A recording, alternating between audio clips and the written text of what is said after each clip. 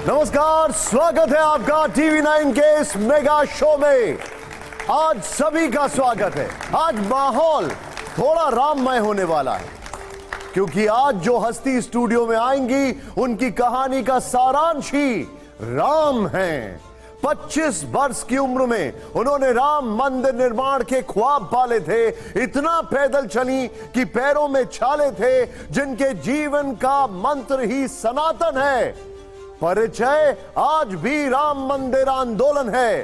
हौसला जैसे पहाड़ था, शेरनी सी दहाड़ था। जिंदगी में सब कुछ राम के बाद है। इतिहास में बहुत से विवाद हैं जिन्हें राम के काज पर गर्व है। अयोध्या में राम का लौटना दिवाली जैसा पर्व है। विचारधारा से न समझौता है न सौदा है। आजकल हजारों बच्चों की मां यशोदा है। आज राम भक्ति में गला थोड़ा भरा है। लोग कहते हैं दीदी मां है, लेकिन परिचय साध्वी ऋतंबरा है। जोरदार तालियों से स्वागत करिए राम मंदिर आंदोलन के सबसे बड़ी नायिकाओं में से एक, वीएचपी की नेता, कृष्ण और राम भजनों की सुरीली आवाज, तेज तर्रार प्रवक्ता साध्वी ऋतंबरा का।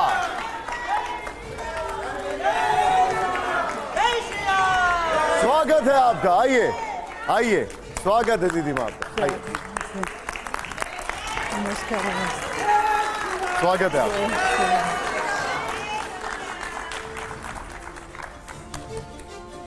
स्वागत है आपका। बहुत बहुत आभार। हमारे सीनियर 5 एडिटर्स यहां पर हैं। 1990 में आप एक नारा लगाती थी, सौगंध राम की खाते हैं, मंदिर वहीं बनाएंगे। अयोध्या में भव्य राम मंदिर बन गया है।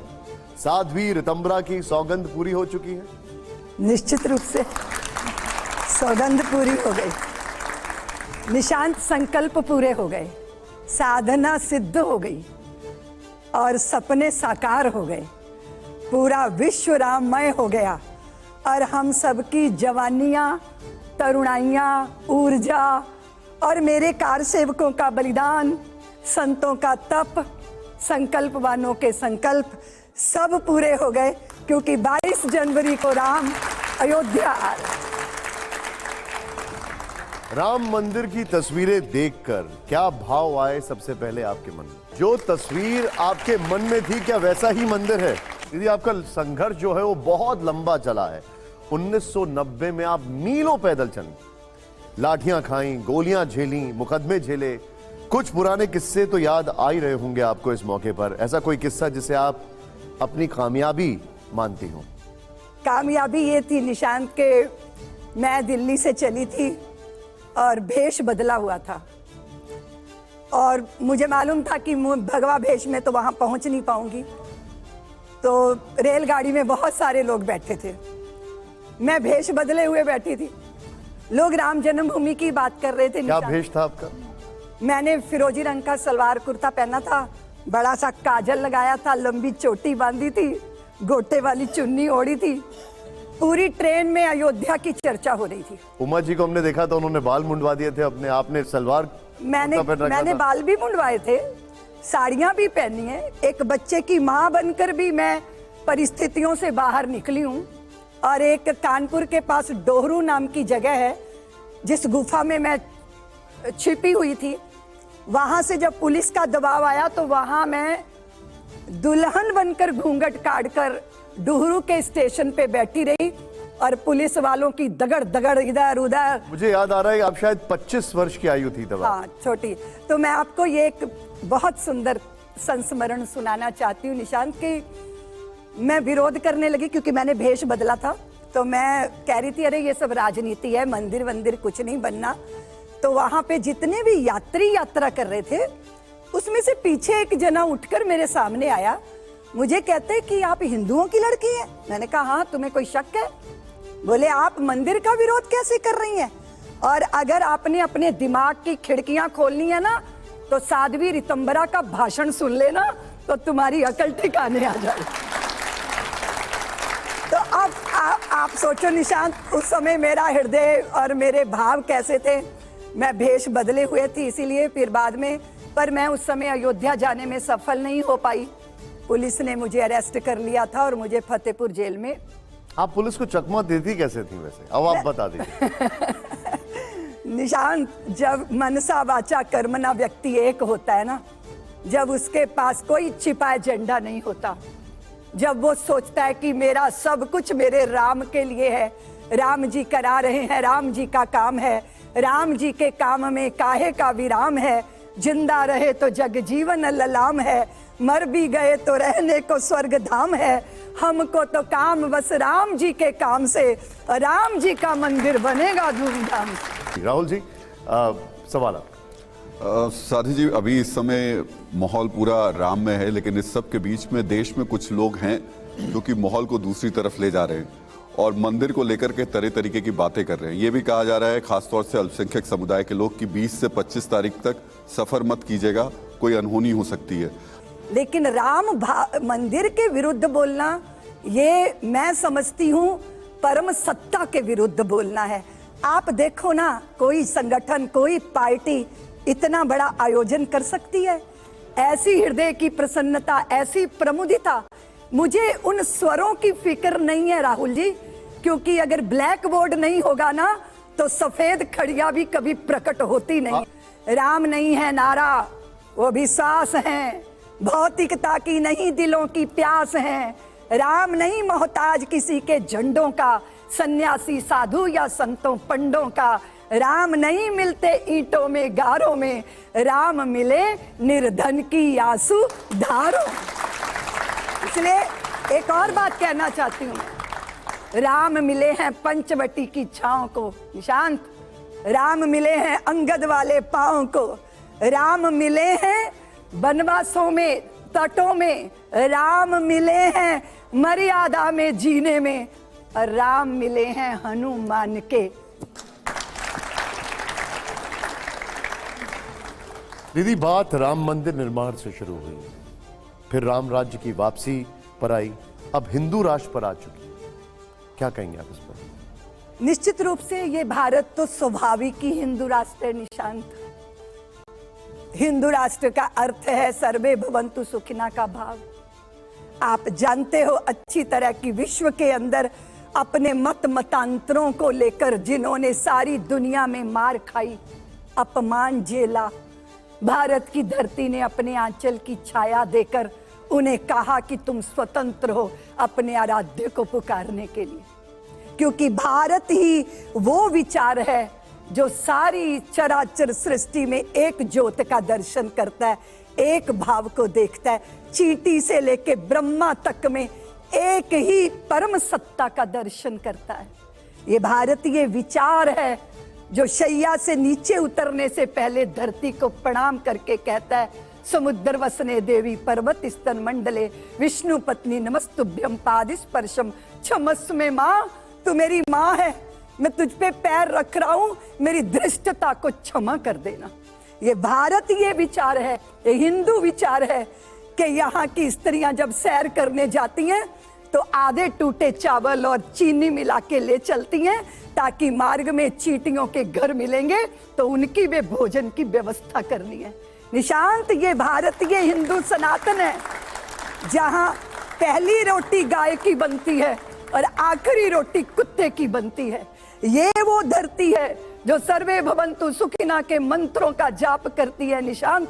हम सारे संसार को अपना परिवार मानते हैं, और यहाँ तक कि आसमान का नक्षत्र भी बचपन में देखते हैं तो कहते हैं माँ ये कौन है? माँ कहती है वो तेरा चंदा मामा है, हम रिश्तों का भारत है। इसलिए ये हिंदू विचार है, ये सनातन विचार है, ये भारतीय विचार है।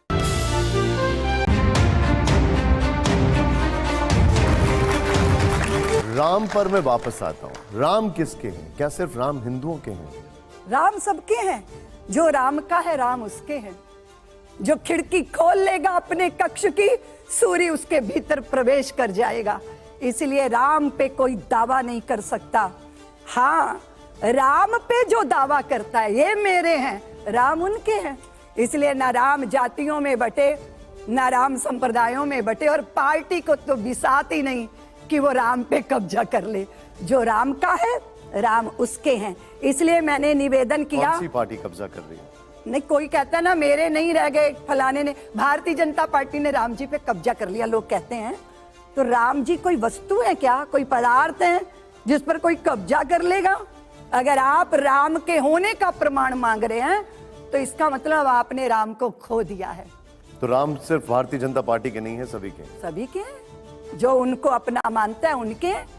और यहां तक कि आप देखिए, हम उन राम के चरणों का अनुसरण करते हैं कि राम का विरोध करने वाले रावण जब धरती पर गिरे होते हैं ना, अंतिम यात्रा की तैयारी हो रही होती है ना निशांत, तो लखन को कहते हैं जाओ, भूमंडल का लोक नायक विदा हो रहा है, उससे जाके कुछ प्राप्त कर लो, उसके पास भी कुछ विद्या है। इसलिए राम तो वो है जो शत्रु में भी गुण देखते हैं, उपकारी को भूलते नहीं और अपकारी को याद नहीं करते। इसलिए राम के भक्तों का चित्त भी इतना ही विराट है। तो फिर जब राम सबके हैं तो राम मंदिर को जीत की तरह क्यों दिखाया जा रहा है? राम मंदिर को ऐसे क्यों दिखाया जा रहा है जैसे राम मंदिर का निर्माण होना किसी एक की जीत है और किसी एक की हार? नहीं, किसी की जीत नहीं, किसी की हार नहीं, संकल्पों की पूर्ति है। एक जिद्द जो राम जन्मभूमि के विरुद्ध लोगों की रही, उनको लगता होगा कि वो पराजित हो गए। राम के चरणों का अनुसरण करने वाला वो जीतता या हारता नहीं है, वो जीत और हार से बहुत परे होता है। निशांत, वो सुखी दुखी नहीं होता, वो परमानंद में होता है। और आपको पता है कि वो कहते हैं ना, हर समय खुशहाल रहना कोई हमसे सीख ले, सब में रह के अलग रहना कोई हमसे सीख ले, झंझटों से भाग जाना चाहे जिससे सीख लो, पर झंझटों में रह के बचना कोई हमसे सीख ले, सुख में सुखी दुख में दुखी रहना सभी नर जानते, हर समय परमानंद में रहना। और परमानंद जीत हार से नहीं मिलता, जीत हार से ऊपर उठ जाओ तब प्राप्त होता है। राजगोपालन जी।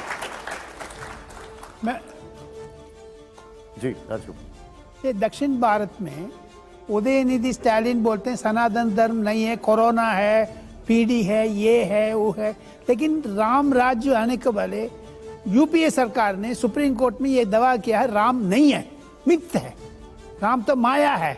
उसको जवाब क्या दे रहे उदयनिधि के, क्या आप जवाब देना चाहती है? भाई साहब, आप तो राजगोपालन है ना, राजगोपालन जी, एक बात अपनी बात में काव्य से कहती हूँ, कह दूं? जो सनातन नहीं मिटा लंकेश की तलवार से, जो सनातन नहीं मिटा कंस की हुंकार से, वो सनातन क्या मिटेगा आज के नेताओं की बकवास से। ये पुरातन भी है और नूतन भी। हर्षवर्धन जी। साध्वी ऋतंबरा जी, हम सब आपको इस नाम से जानते हैं, आपको कोई दीदी कहता है, कोई माँ कहता है। और अभी आपने कहा कि जब उस वक्त आपको जाना था तो आपने भगवा छोड़ दिया कि भगवा में तो जेल हो सकती, बाद में आप गिरफ्तार भी हुए। अब लेकिन भगवा तो बड़ा पॉलिटिकल बेनिफिट दे रहा है। भगवा में बहुत से साधु संत संसद में पहुंच रहे हैं, विधानसभा में पहुंच रहे हैं। साध्वी ऋतंबरा, आप तो युवा थी, हम तो उस वक्त, हम लोग तो बहुत ही युवा थे, तरुण थे, जिनको सुनकर देश ने राम मंदिर आंदोलन को समझा जाना, उन साध्वी ऋतंबरा के मन में कभी नहीं आता है कि हम भी बैठते सत्ता में, हम भी कहीं विधायक सांसद होते, हम भी मुख्यमंत्री बनते, हम भी कैबिनेट मंत्री बनते, क्योंकि राजनीति ने ही तो राम का मार्ग प्रशस्त किया। तो आप इतने बड़े आंदोलन के बाद इतनी, जिसको हम कहें ना कि तीखी वक्ता, ऐसी वक्ता जिसको सुनकर लोगों के रोंगटे खड़े हो रहे हैं, अभी भी आपको सुनते हमारे रोंगटे खड़े हो रहे हैं, तो अचानक वात्सल्य ग्राम चली गई, आप कैसे कर पाएंगे? और क्या अभी भी नहीं इच्छा होती? जी हर्षवर्धन जी, हम राम जी के सत्य के लिए जूझ रहे थे। सत्ता की तो कल्पना भी नहीं थी, सत्ता की चाह भी नहीं थी, लेकिन राजनीतिक परिवर्तन इस देश में होना चाहिए। जो हिंदू को गाली दे रहे हैं वो अच्छा नहीं लगता था, राम जानकी रथों पर जिस तरह पहरे थे अच्छा नहीं लगता था, भारत माँ को डाइन कहने की इस देश के अंदर आदत पड़ गई थी कुछ लोगों को, अच्छा नहीं लगता था। अपनी मूल परंपरा से अलग होकर हम किसी पेड़ की अमर बेल तो नहीं हो सकते थे हर्षवर्धन जी। हम तो स्वयं एक विराट वट वृक्ष है जिसकी छाया के नीचे सब शांति और शीतलता का अनुभव करते हैं। क्योंकि मैं मनसा वाचा कर्मणा श्री राम जन्मभूमि मुक्ति आंदोलन के लिए एक गिलहरी की भूमिका निभा रही थी और मेरे गुरुदेव का इतना ही आदेश था। उस राजनीति कोई मेरा रास्ता कभी नहीं रहा। हाँ, मैंने विश्व हिंदू परिषद के मंच पे जन्मभूमि के आंदोलन का काम किया, तो सभी लोगों ने मुझे बहुत अलग अलग तरह के टाइटल भी दिए। हर्षवर्धन जी, बहुत उपेक्षा झेली, अपमान झेले। आज भी दुनिया में कहीं जाती हूँ तो 8-8, 9-9 घंटे मेरी चोरों की तरह तलाशी होती है। ये सारे खून के घूंट और जहर के घूंट, आपको तो पता है कि अंग गले तो उसकी शल्य चिकित्सा करनी पड़ती है और नीलकंठ बनकर मंथन की कीमत भरनी पड़ती है। वो तैयारी थी जहर पीने की, लेकिन राजनीति कभी मेरा रास्ता नहीं रहा। और मैं सच बताऊं हर्षवर्धन जी, राम जन्मभूमि में जो मैंने किया वो मेरी भूमिका थी, और अब मैं जो कर रही हूँ वात्सल्य, वो मेरा स्वभाव है और शुरू से ही मेरा स्वभाव ऐसा ही है। आपने जो बताया उसके बाद मेरे मन में एक सवाल है, और ये सवाल शायद बहुत सारे लोगों के मन में है। देश में बहुत से लोगों का मानना है कि राम मंदिर का श्रेय प्रधानमंत्री नरेंद्र मोदी को दिया जाना चाहिए। जिस मुस्तैदी से अदालत में पैरवी की गई, जिस रफ्तार से मंदिर का निर्माण हुआ, उसके लिए नरेंद्र मोदी जी बधाई के पात्र हैं। आप भी ऐसा मानती हैं? निश्चित रूप से निशांत जी, वर्षों वर्षों आंखें तरस रही थी। लखनऊ का वैभव देख रहे थे हम, अयोध्या की श्रीहीनता। किसी देश के प्रधानमंत्री ने अयोध्या जाना स्वीकार नहीं किया। अब ये तो भाग्य की बात है, कोई अपने भाग्य को सौभाग्य में बदल दे। देश के प्रधानमंत्री नरेंद्र भाई मोदी ने भारतीय जन के मन की भावना को समझ लिया और वे भूमि पूजन करने गए, वहां दंडवत प्रणाम किया, कोटि कोटि हृदय आनंद में विभोर हो गए। तो ये श्रेय तो उनको जाता है कि इसमें उन्होंने अयोध्या को धन्य नहीं किया, उन्होंने स्वतः को धन्य किया। और ये तो कोई भी कर सकता था, क्योंकि निशांत, जिंदगी हमेशा दोराहे पे खड़ा करती है। आप जो रास्ता चुन लेते हो वही आपका भाग्य बन जाता है। प्रधानमंत्री जी ने अपना भाग्य बना लिया, अयोध्या में जाके दंडवत प्रणाम करके, और अब राम जी के प्राण प्रतिष्ठा में भागीदारी करके निश्चित रूप में उन्होंने भारतीयों के मन को छू लिया है। हम चाहते हैं कि अब वहां पर मैं एक रैपिड फायर राउंड करूंगा और आप जवाब एक कवित्री की तरह दें। आपको कुछ तस्वीरें मैं दिखाऊंगा जिन्हें देखकर आपके मन में जो पहला भाव आएगा आप वो हमें बताइएगा। जो पहला भाव, आइए जोरदार तालियां हो रैपिड फायर राउंड के लिए। मैं उस तरफ आ रहा हूं। मैं यहां पर आपको कुछ तस्वीरें दिखा रहा हूं, आपके मन में जो पहला भाव आए दिखाइए जरा। पहली तस्वीर, अशोक सिंघल जी, पहला भाव आपके मन में। अशोक सिंघल, ये तपापूत तपस्वी संत, सरयू की ले सौगंध बड़ो सिंहासन पर, अपमानित पंचाली काले कोप बड़ो दुशासन पर।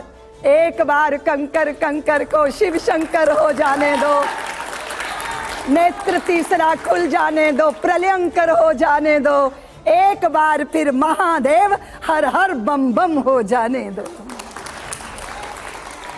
अगली तस्वीर दिखाइए सर। आडवाणी जी। आडवाणी जी राम रथ लेकर निकले।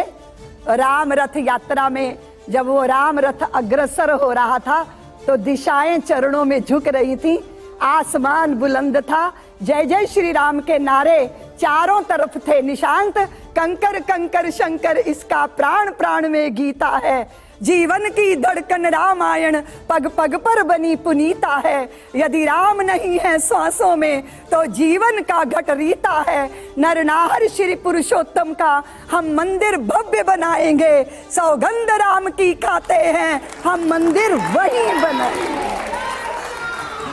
फिर अगली तस्वीर दिखाइए जरा। मुलायम सिंह यादव जी।